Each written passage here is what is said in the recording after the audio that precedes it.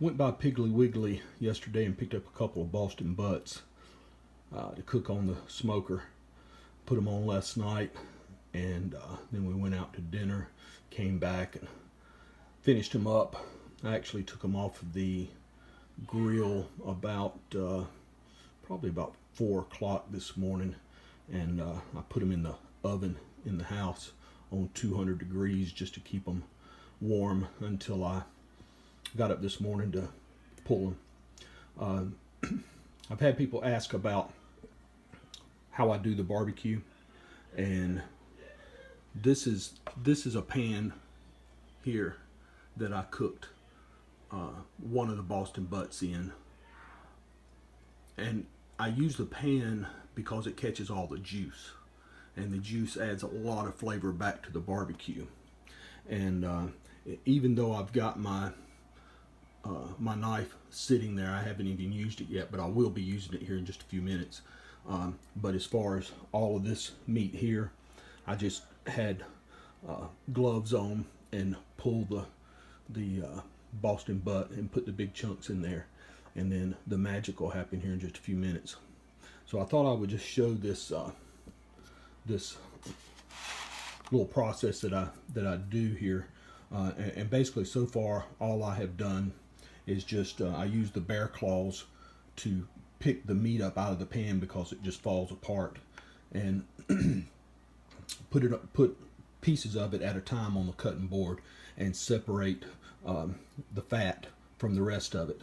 Now this pile is, if you look at it here, you can see the little squares, and that's where I cross hatch the top of the fat cap, and I always cook them with the fat cap up so that the fat renders, and all you're left with is the seasoning on top of the fat cap and flavor.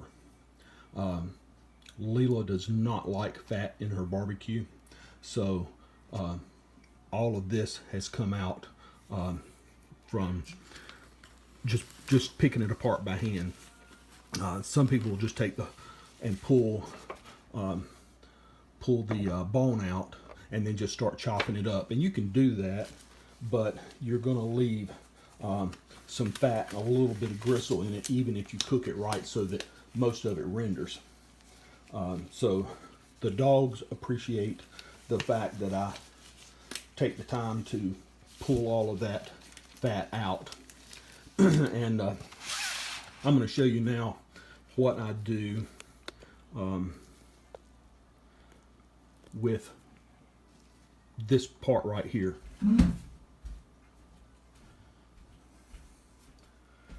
So basically what I do is I take this and I just chop it up, and there is some meat that's right under that fat cap that I take off of it, and the part that's got just meat, I'm going to take it and go ahead and put it in over here, and these are just like little flavor bites, I guess you could say. And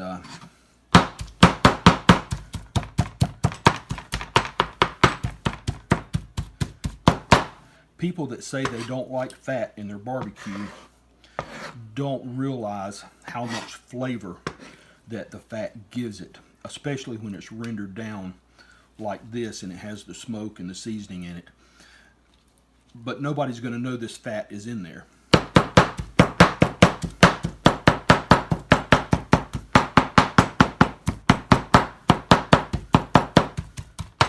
So what I do is I take that fat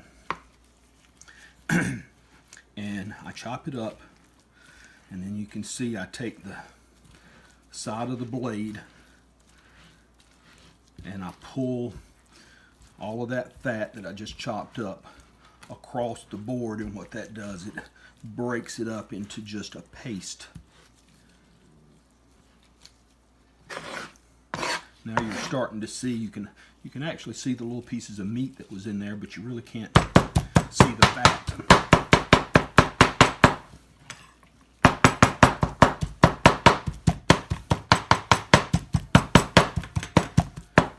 Now, a lot of people chop their barbecue, and that's fine.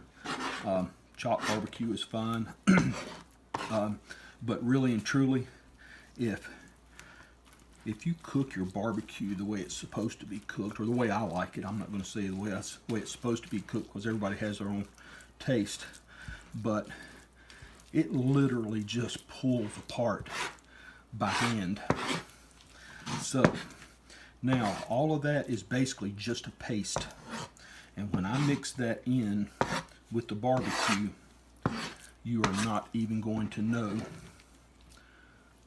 that it's there.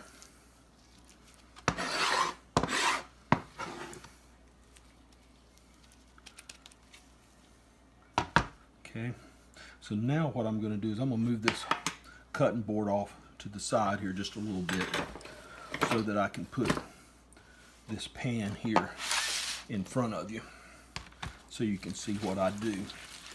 And all I do is I get in here and I work this meat, and it goes from being big chunks of meat to just pulled pork, and it's so tender. And this needs to be done when the meat is still warm. You want to let your butt rest for at a minimum of 30-45 minutes. I usually try to let them rest at least an hour or two. It gives the meat a time to relax, and it reabsorbs a lot of the moisture.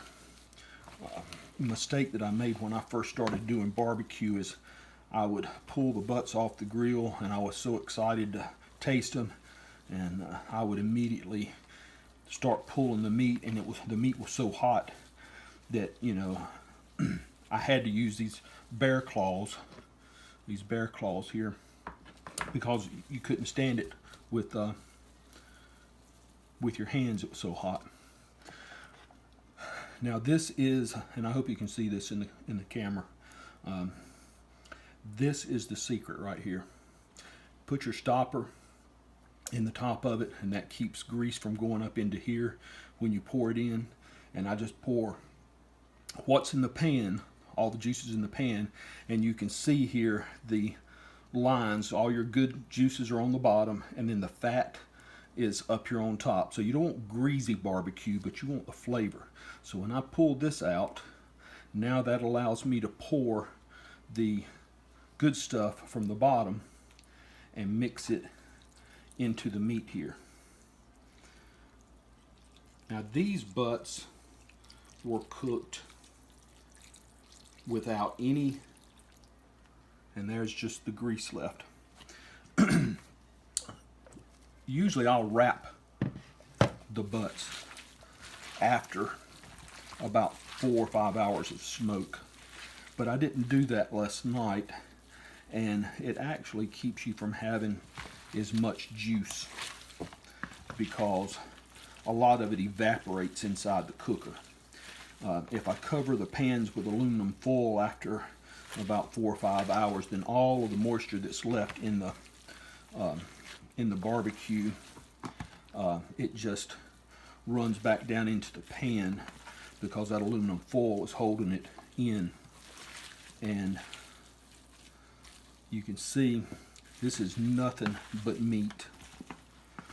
You can't see any of the fat that I chopped up and made into a paste. It's just mixed in here with all this pulled pork, no gristle, and all of that juice has now been just absorbed back in. And these chunks right here, that outer bark from cooking in the smoke, gives it a lot of flavor. And this, by the way, was cooked on nothing but pecan, and it was pecan logs, just like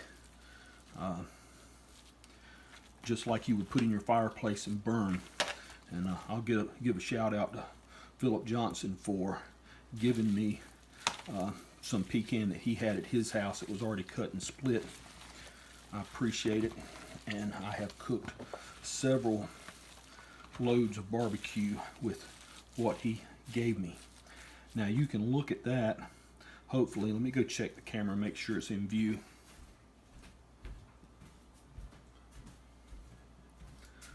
Yeah, it's a little bit off-centered, but I think you probably saw everything.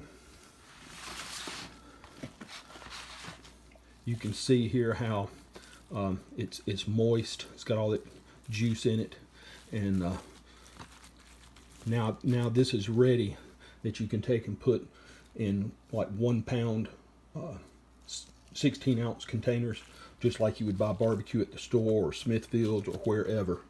The butts make really tender meat, and that piece doesn't look very good.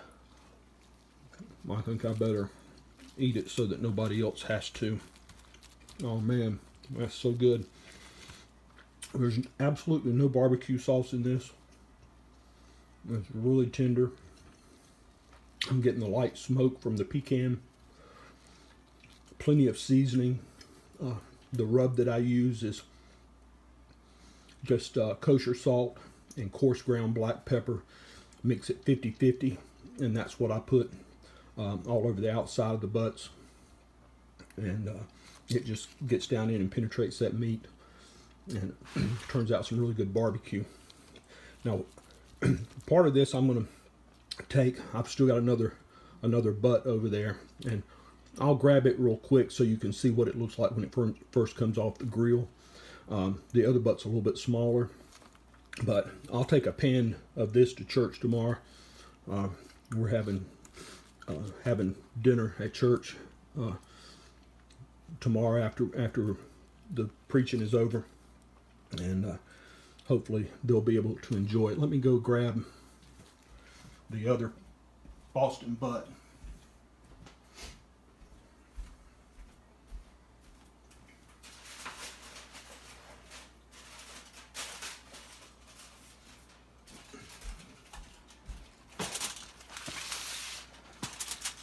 I'll move that pan out of the way. Now that's what it looks like when it comes off the smoker. And like I said, I didn't cover these last night with foil. I do a lot of times. Everybody always shows, you know, how done their barbecue is because they pull that bone out, and that's another treat for the dogs. But you can see that this was the fat cap right here, fat cap side up, and you can see all the little cuts that I made crosshatch, and it just makes these little nuggets of flavor. And that's what it was that I pulled off. I'll pull all this off just like this and put it over to the side on the cutting board. And some of this is right up here. It's just got meat on the bottom side of it. And that's where they trimmed it at the grocery store, at the packing plant. They trimmed that fat cap real close, so there wasn't really anything there. And any of the gooey fat, I just take it off and put it in a separate pile. And you can see that it's got, that's what I call bad fat. Okay, nobody wants to eat that. But once you take that off, this fat that's left here, man, that's nothing but flavor. And I chop that up real fine and do it like I showed you, and you can see how this just pulls apart. And I'll put this, and it's like the whole thing is like that. This one is cooled down enough; it's still hot, but it will come apart so that I can pull it. But you can see how easy it pulls apart. There's not really any gristle left. It's